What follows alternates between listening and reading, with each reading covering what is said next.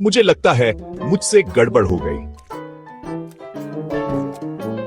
मैं समझता था कि चीता ही वाहिद तेज बिल्ली है, लेकिन सरवाल से मिलने तक इंतजार करें। आइए इसे तोड़ते हैं। चीता दुनिया के तेज तरीन दौड़ने वाले हैं। वो 70 मील फी घंटा की रफ्तार से भाग सकते हैं। ये शहर की ज्यादातर कारों से ज्यादा तेज है। लेकिन सरवाल वो ऊंची छलांग लगाने वाले चैंपियन हैं।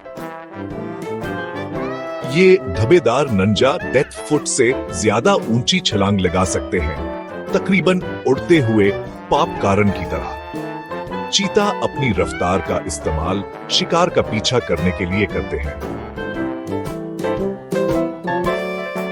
सरवाल वो चालाक होते हैं।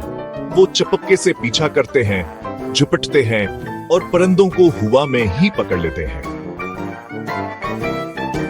साइज के लिहाज से चीता बहुत बड़े होते हैं।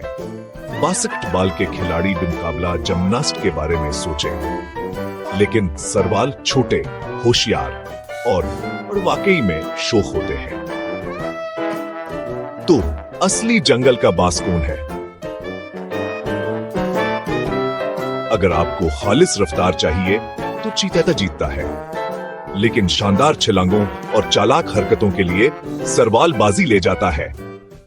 आप क्या सोचते हैं, टीम चीता या टीम सरवाल? हमें बताएं।